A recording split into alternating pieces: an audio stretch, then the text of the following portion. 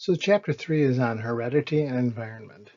And this is going to be a very quick overview because the field of genetics is incredibly complicated. And we're not going to spend that much time on it because we have a lot to cover.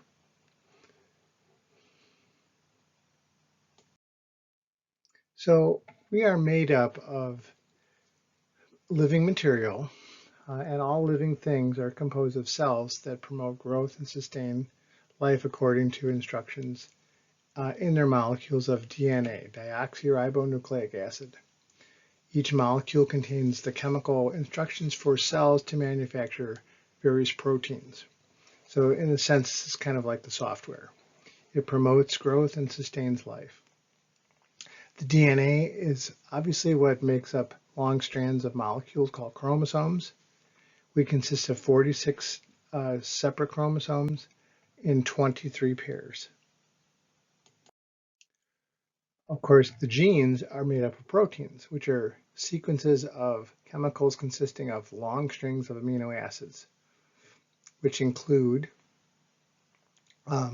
instructions for stringing together the right amino acid in the right order in pairs of 4 chemicals called bases, and there are 4 bases: adenine, thymine, cytosine, and guanine. And when you see the DNA, you'll notice alternating patterns of A, T, C, and G. Overall, many genes are identical for every human being. In fact, many genes are not only identical for human beings, but for other, especially primate species. Some genes vary slightly in their codes from one person to the next. Alleles are variations of a gene or any of the possible forms in which the gene for a particular trait occur, like height or hair color or eye color. Effects of variations vary greatly from causing life-threatening conditions like sickle cell disease to having no detectable effects at all. Then there's the issue of genetic diversity. It distinguishes each person, makes you very unique individual. It allows for the human species to adapt to pressures of the environment and, of course, to change. Methylation is the process additional to DNA and RNA that enhances, transcribes, connects, and alters genes. So it is an ongoing process. And of course, the genome, which you've heard so much about, involves the set of genes that are the instructions to make up an individual member of a certain species.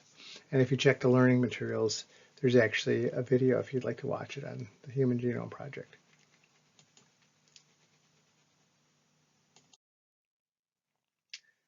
So this just is an illustration of how genes are made.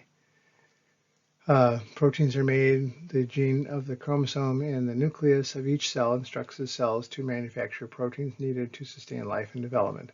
The code for these proteins is a particular combination of those 4 base amino acids.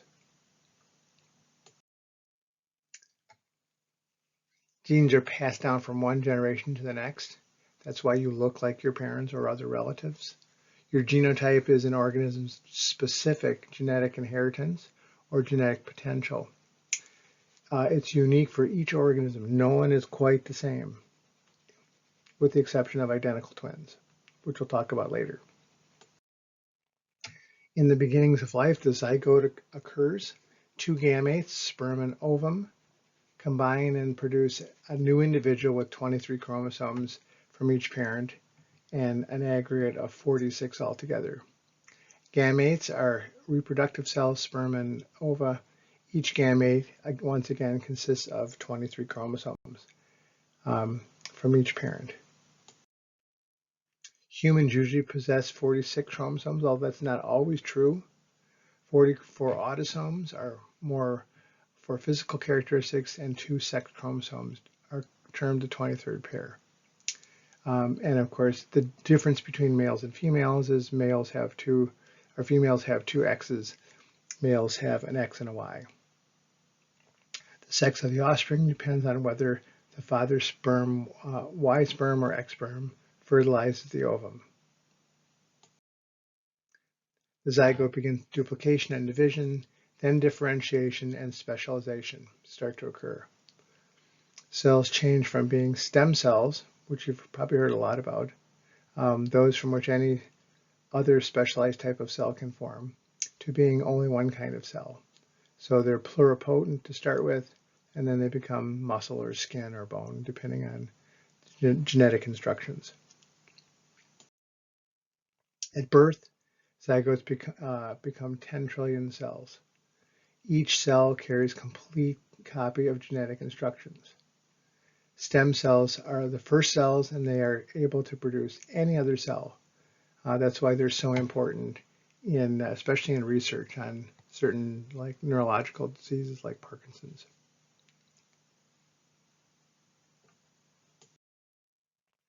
Monozygotic twins are identical twins. They originate from one zygote that splits apart very early in development. So this incomplete split results in conjoined twins. So you've seen twins that are actually physically unseparated. The same genetic genotype, but slightly variations of phenotype are possible due to environmental influences. Dizygotic twins, of which I am one, result from the fertilization of two separate ova by two separate sperms. So, for example, my younger brother looks more like me than my twin brother. It's just that we were born at the same time. So dizygotic twins have half of their genes in common and occur twice as often as monozygotic twins.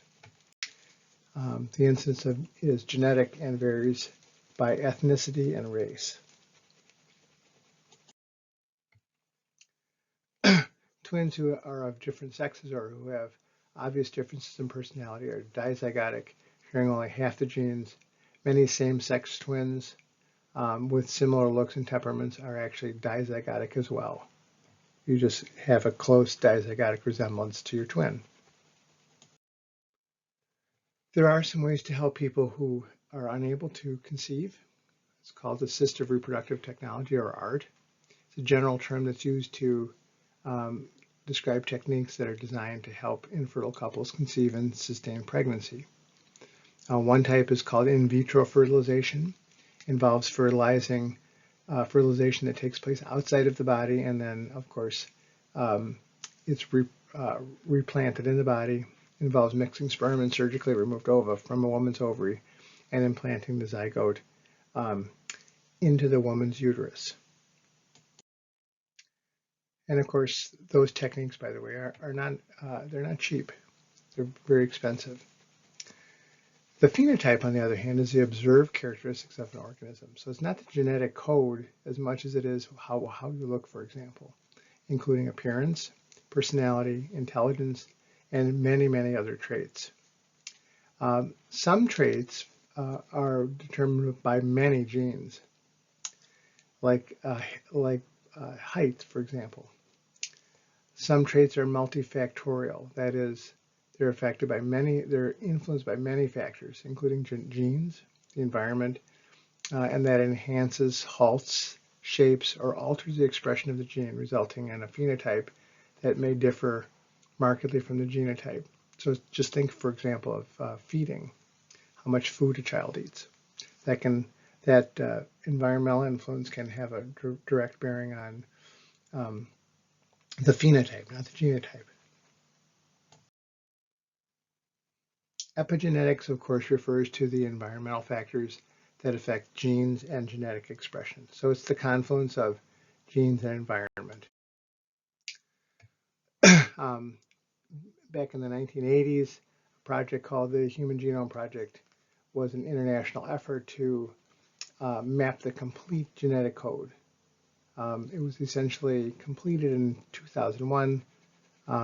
In spite of that, though, the analysis and trying to make sense of this enormous project goes on to this day, and will for decades.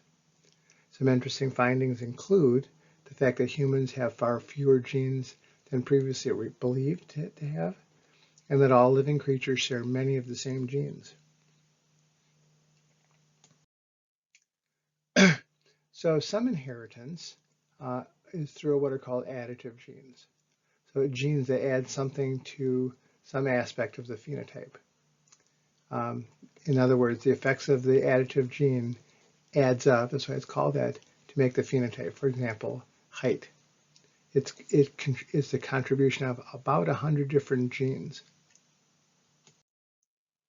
Dominant recessive heredity includes dominant genes that are far more influential than recessive ones, non-additive. Dominant genes can completely control the phenotype with no noticeable effect of the recessive gene. That's why sometimes it's very difficult without doing genetic research on an individual to know what recessive genes they have, because dominant genes are so powerful. The effects of recessive genes can sometimes be noticed and sometimes not. Dominant recessive heredity also includes what are called carriers. So a person whose genotype includes a gene that is not expressed in the phenotype. Unfortunately, sometimes these carriers can be for some fairly ignominious genetic expressions. Unexpressed genes occur in half of the carrier's gametes and are passed on to half the carrier's offspring. Offspring can be carriers or expressed gene in the phenotype. When unexpressed, a gene is inherited by both parents. So an example of that would be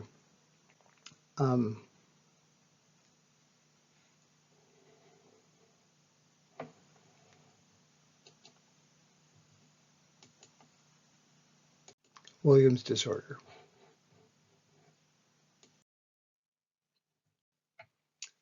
Here's an example of X-linked dominant recessive heredity.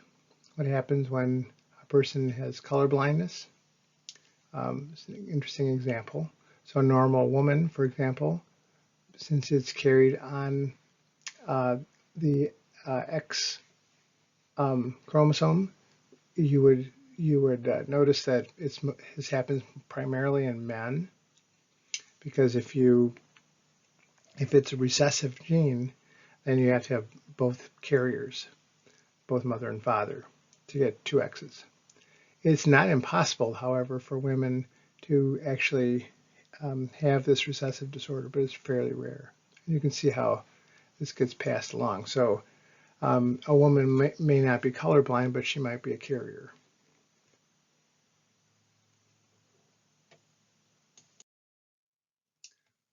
Sometimes there are other problems that happen, including having copy number variations.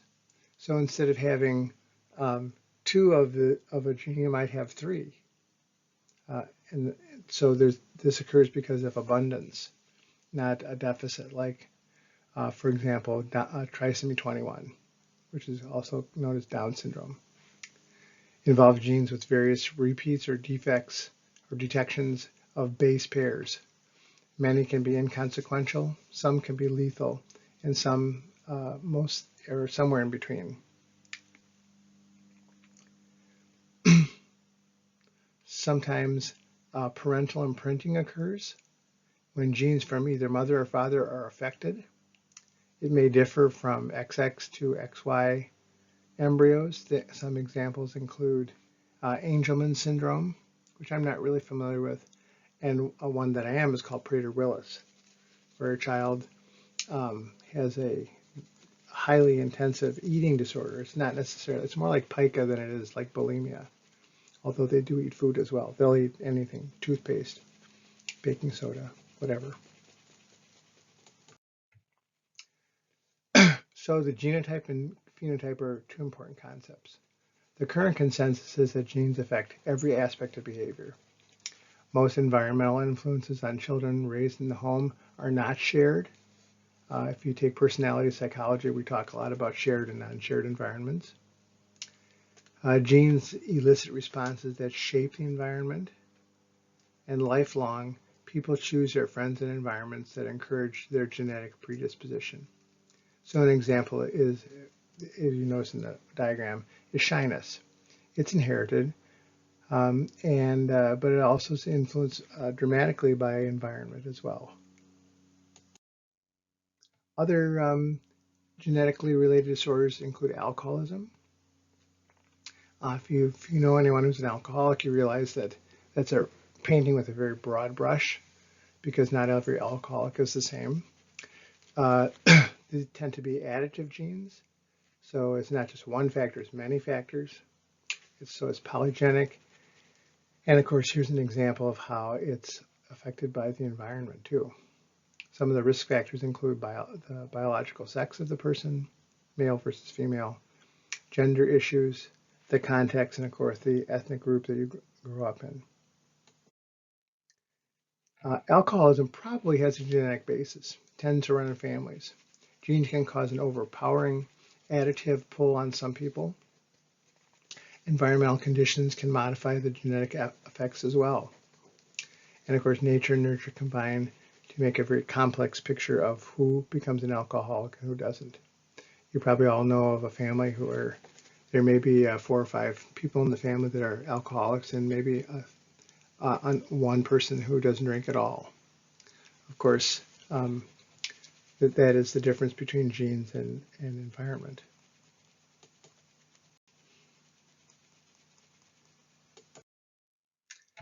Nearsightedness is another example. So we've sort of overcome that nowadays with the use of glasses, but it's related to age. Limited focus at birth can cause changes in the shape of the eyeball. By puberty, myopia happens in middle age then.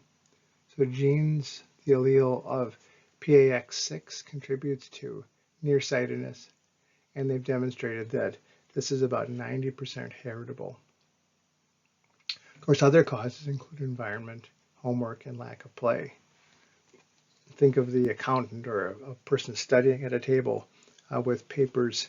They're doing lots of bookwork, so they're actually forcing themselves to squint and hold the paper closer, which may in fact affect myopia. Okay, so this is an important term. Heritability is a statistic first and foremost. It's a term that indicates what portion of a variation in a particular trait within a particular population is inherited. So it's a number. An example would be 90% of height differences among children of the same age is genetic. So it comes from your genes. Environment can affect the expression of inherited genes. So if there's heritability, then there's environmentality too. Examples of heritability include Down syndrome, also called trisomy 21 because of the person has 3 copies of chromosome 21. Interestingly enough, though, this involves about 300 distinct characteristics from the 3rd chromosome, which makes everyone that has Down syndrome relatively unique, just like other disorders. So why study conditions caused by extra chromosomes or single destructive ones? Well, they provide insight into the complexities of nature and nurture. We're just scratching the surface of this human genome project. And understanding how genes interact with each other is important. Knowing their origins helps limit their effects. At some point in the future, maybe being able to manipulate those genes to reduce things like Down syndrome. And of course, information helps to combat prejudice. Differences don't always mean deficits. There are genes that are dominant gene disorders, where half of the offspring of the parents with a dominant disorder will have the disorder. Most dominant disorders begin in adulthood. Fatal dominant childhood conditions cannot be passed on because people aren't reproducing. Many dominant disorders have mild or variable symptoms. They include Tourette's disorder, which is a motor and vocal tic disorder. Some who inherited the dominant gene exhibit uncontrollable tics and explosive outbursts. Most people have mild forms of it with barely noticeable symptoms, and others on the continuum have more severe symptoms. By the way, Tourette's disorder often starts in childhood and is noticed by teachers when the child is acting out in the class and cursing and having not only motor tics but vocal tics, saying inappropriate things in class. It's as if they're driven to do that. Recessive disorders are also important to at least touch base on. They include the most common developmental disorder on the books, and that's called Fragile X syndrome. The most common form of inherited mental retardation. Nowadays, by the way, it's called mental intellectual disability. It includes symptoms of muscle weakness, shyness, and poor social skills. And both parents have to be carriers. I know of a family where a woman had a child with one fellow. He died. Well, they had a child who had Fragile X syndrome. He died. Subsequently, years later, they had another child, and he was distantly related to the first husband, and in fact, they had a second child with Fragile X. I'll show you how powerful recessive genes are. And then, of course, there's sickle cell trait. Oddly enough, sickle cell disease actually helps people in sub-Saharan Africa deal with things like malaria. It causes the red blood cells to look like a half moon. So African carriers are more likely than non-carriers to survive because of the shape of the blood cell. If you have both, if both parents are carriers, generally the child doesn't survive to reproductive age. And sickle cell trait occurs more in areas where there are malaria. So in Eastern Africa, there's more malaria than there's in Western Africa along the equatorial belt, and the incidence of sickle cell disease is far more likely.